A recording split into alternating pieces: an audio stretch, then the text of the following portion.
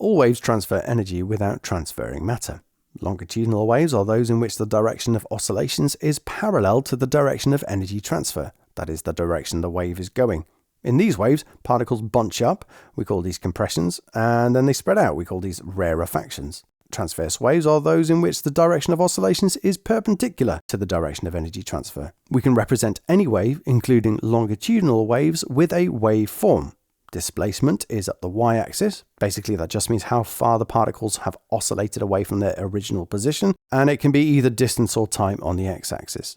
The peak of a wave is called the amplitude. It's the maximum displacement from equilibrium. If it's distance on the x-axis, one complete wave here gives you the wavelength. We give this the symbol lambda for short, but it's measured in meters. If it's time on the x-axis instead, one complete wave now gives you the time period. This is the time it takes for one complete wave to pass. Frequency, on the other hand, is how many waves pass a point every second, and the unit is hertz. Frequency is equal to 1 divided by time period. F equals 1 over t. The wave equation is this: V equals F lambda, or you might see C equals F lambda. That's wave speed equals frequency times wavelength. It's worth remembering that visible light wavelengths vary from around 400 to 750 nanometers, with red light having the longest wavelength and blue light having the shortest. The intensity of a wave is proportional to the amplitude squared. That means that if the amplitude doubles, the intensity quadruples. When light waves move from one medium to another, say from air to glass, they change speed. In this case, the wave slows down and the wavelength also decreases. A change in medium also results in a change in direction. This is called refraction. That is, if it's at an angle to the normal, the line we draw perpendicular to the surface. If light slows down, it moves closer to the normal, so that means the angle of refraction is smaller than the angle of incidence. How much a medium refracts light is determined by its refractive index, symbol n. It's just a ratio that's equal to the speed of light in a vacuum, basically the same for air, divided by the speed of light in the medium. So it will always be a number that's greater than 1. If you calculate sine I over sine r for a light ray entering a medium from air, this gives you the refractive index. The full equation for refraction is Snell's law though. n1 sine theta 1 equals n2 sine theta 2. You can see that we've just replaced I and r with thetas. Bear in mind that in reality, the refractive index of a material varies with wavelength. Blue light's refractive index will always be higher than red light's. That means that blue light refracts more than red. That's why white light undergoes dispersion when it passes through a prism. Let's say the light ray is coming out of the glass block and into air. Now, if we keep increasing this angle of incidence, eventually we'll end up with an angle of refraction of 90 degrees. We can think of the light ray as going along the boundary. But when we reach this point, we can say the angle of incidence is now equal to what we call the critical angle, and that's going to be different for every medium. If we make the angle of incidence even bigger than the critical angle, that means that no light is going to be refracted out of the block. Instead, all light is reflected back inside. By the way, we always get some reflection, a partial reflection when we have refraction, but now we have total internal reflection, TIR. Want to calculate the critical angle? Well, you can start with Snell's law. You call theta 1 theta c instead, make n2 1, and we end up with sine theta c equals n2 over n1. This, incidentally, is how optic fibers or fiber optics work. The basic optic fiber is a glass core surrounded by a protective sheath. The issue is that the sheath will have a higher refractive index than the core, so TIR would not happen if it wasn't for the extra layer called the cladding that's between the two. It has a lower refractive index than the core, so TIR can occur when the light reaches the boundary between them. One of the issues with optic fibers is that, in fact, light will diverge, spread out as it travels down it. That means rays can take different paths and therefore different times to reach the other end. This is called modal or multipath dispersion, and it results in pulse broadening. If pulses are stretched too much, they start to overlap as the next one has started to arrive before the first one has completed its journey. Your data is a goner. To mitigate this, we can do a few things. Number 1, make the fiber really thin. The thinner it is, the less light will diverge. Number 2, put repeaters in every so often to retransmit the slightly broadened pulses as brand new ones. Final clever thing to do is use graded index fibers.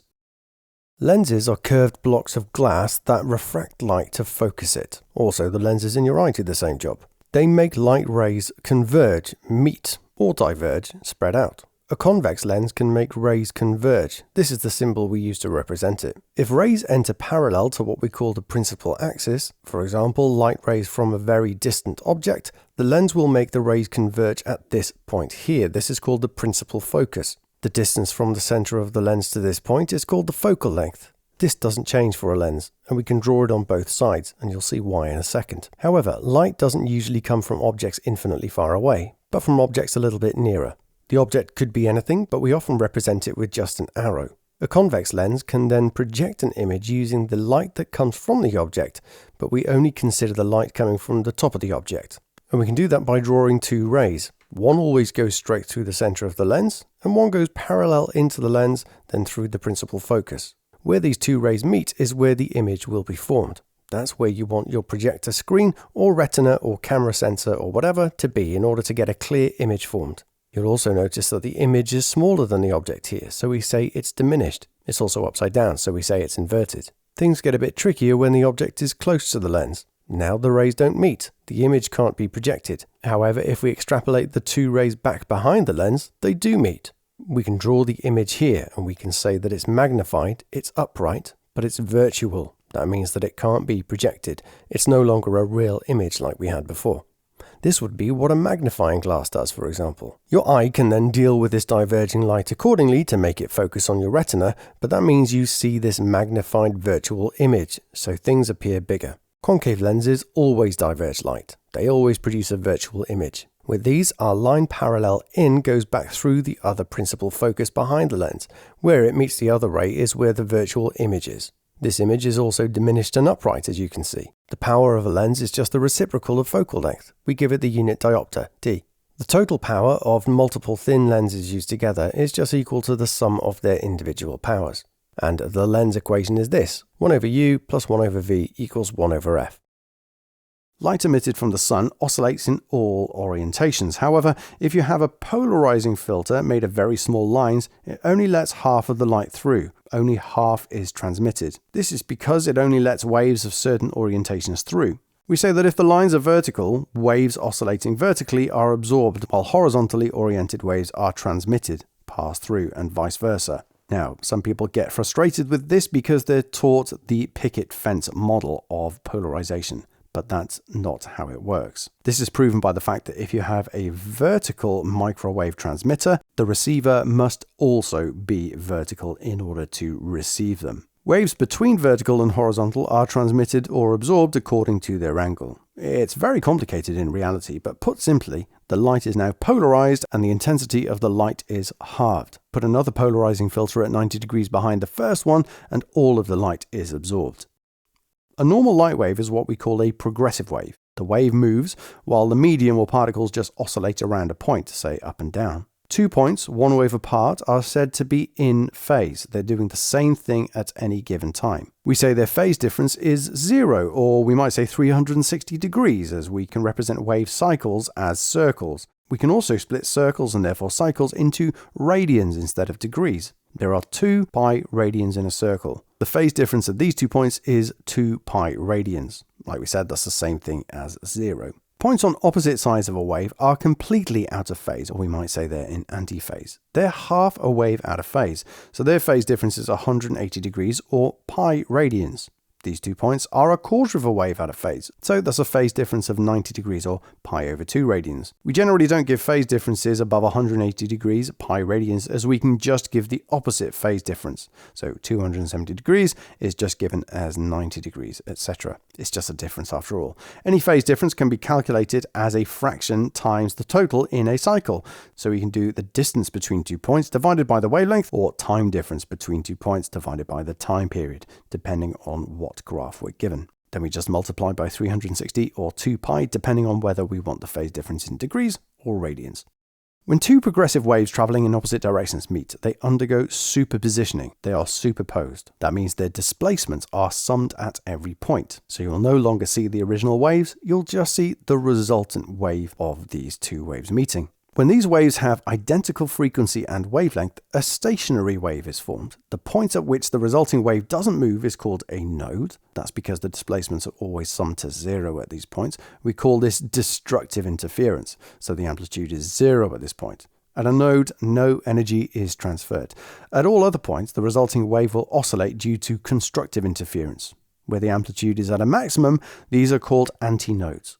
We can see this if we attach a string under tension to a vibration generator. The wave is sent down the string, it reflects at the pulley, goes back the other way, and then these two waves interfere. Superpose. The simplest stationary wave looks like this. We call this the first harmonic, or the fundamental mode.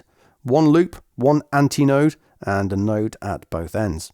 We have half a wavelength on the string, so that means L equals lambda over 2.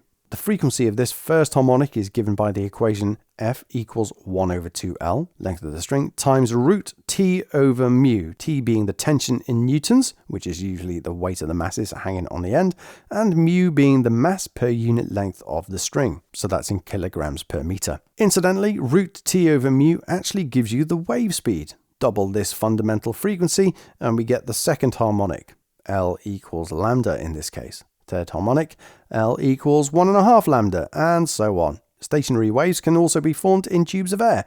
At a closed end, a node must be formed. At an open end, an antinode. We can represent the stationary wave much like we do for a string. Just bear in mind that the first harmonic is likely to be different than that of the string because one or two of the ends are probably going to be open. Unlike progressive waves, points on stationary waves can only ever be completely in phase or completely out of phase. It just depends on whether or not they're the same side of equilibrium. That's because 2 points above equilibrium will reach their own different amplitude at the same time, and they'll both reach equilibrium at the same time too.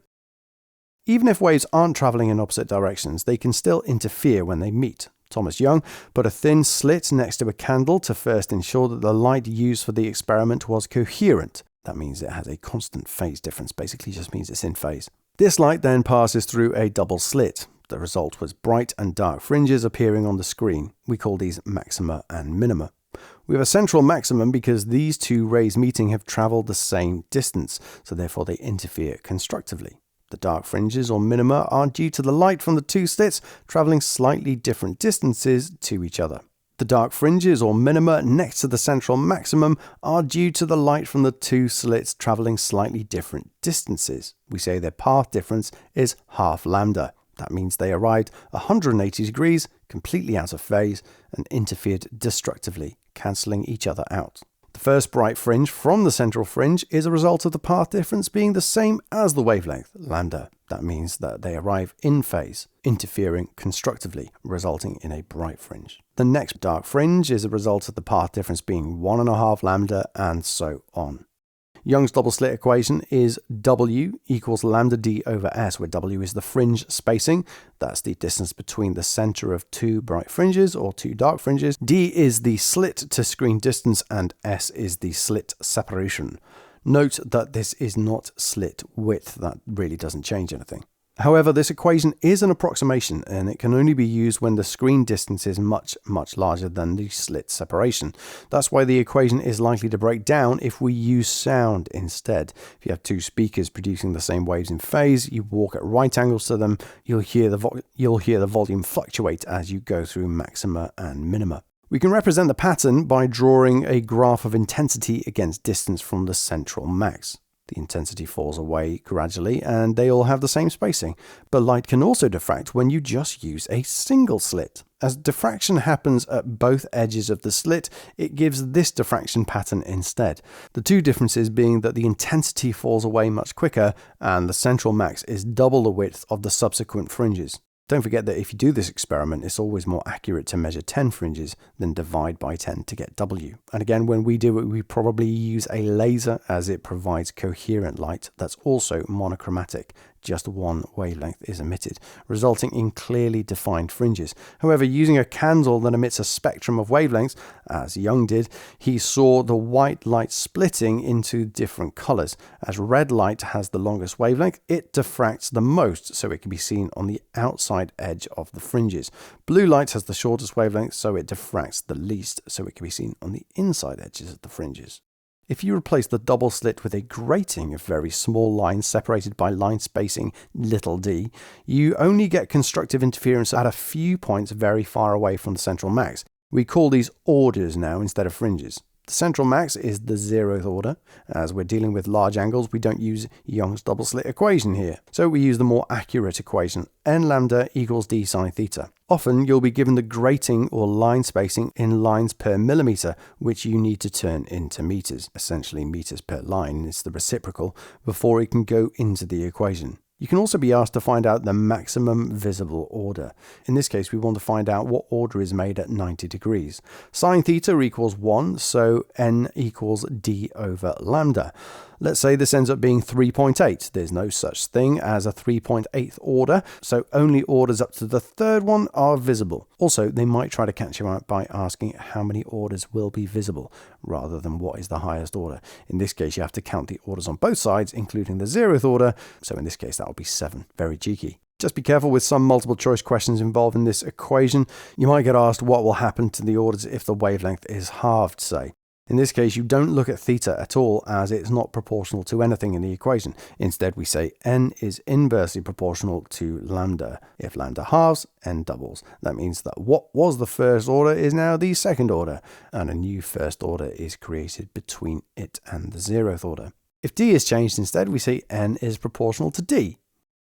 So I hope you found that helpful. Leave a like and a comment if you did, and don't forget to check out our revision app to help you test your knowledge, and I'll see you next time.